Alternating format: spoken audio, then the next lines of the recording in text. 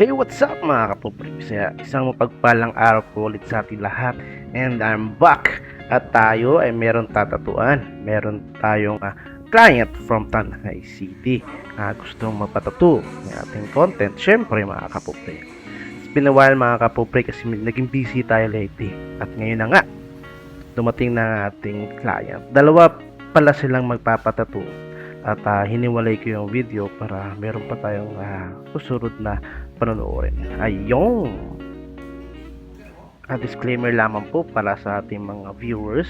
Tayo ay gumagawa ng mga ganitong content para po sa inyo. Wag po sana nating maliin ang mga ganitong content kasi professional naman po tayo sa mga ganitong larangan. Ako po ay mahigit ang kumulang o sumobra na 3 years na pagtatato at so far marami na akong na-encounter sa mga ganitong content at trabaho lang po, walang personalan. Bali si ma'am ay noong last year pa kami nakapag-schedule ni ma'am, kaso nagkataon na sobrang busy talaga at si ma'am ay may trabaho na at ako naman po ay maraming ginagawa. At ngayon ay nag-message ako ulit at after 1 week at natuloy rin ng ating schedule. Nakakatuwa kasi si ma'am ay hindi na rin sa pagtatato kasi marami na rin siya. Sabi niya pa ay meron na siyang 5 tattoo. Kaya alam niya na po, siyempre kinakabahan pa rin si ma'am kasi first time niyang magpapatato. Malapit sa mga private parts. Alam naman natin na ikumpara sa mga ibang balat mas masakit talaga sa mga bandang yan. At syempre dadahan-dahanin natin mga kapobre para hindi man lang makaramdam ng sobrang sakit si ma'am. Alam naman natin na sobrang sensitive sa mga part niyan. At lalo na babae, napakanipis ng balat ng babae. Kaya doble ingat.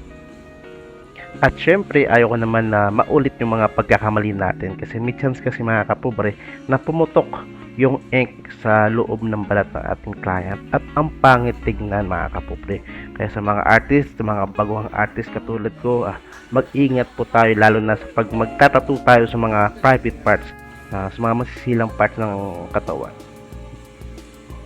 Ang ginawa natin dyan mga kapobre ay nag-freehand lang tayo kasi pag print natin mga kapobre, pag nilagay na natin sa balat ng ating client ay may chance na hindi sasabay or maglulukot or hindi mag-fit kasi una sa chat lang kami nag-usap at hindi ko pa ma-estimate kung gaano na ba siya kalaki ngayon.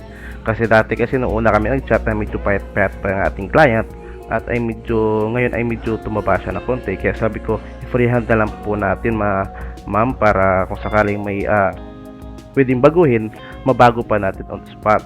Yun. At ang gamit nga pala nating needle dyan mga kapobre, syempre ang Yellow Dragonfly Cartridges Needle, ang 3RL syempre, at gumamit rin tayo ng dynamic block na ink para sa kanyang balat. Syempre napakaitim na rin yun, lalo na pag gumamit kayo ng triple black at mayroong bago ngayon yung blackout. Nako, ang dami ng bagong product na lumalabas talaga sa panahon ngayon.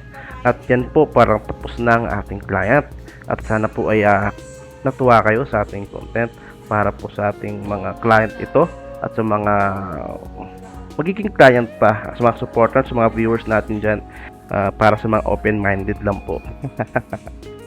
Ayun po, sana po ay nagustuhan nyo. For more videos like this, please don't forget to subscribe, like and share, and click notification bell button para updated kayo sa ating mga susunod pang mga video. So far, susunod rin na natin, gagawa tayo ng mga ganitong content at gagawa rin tayo ng mga about sa arts kasi ang page na ito ay para po sa art.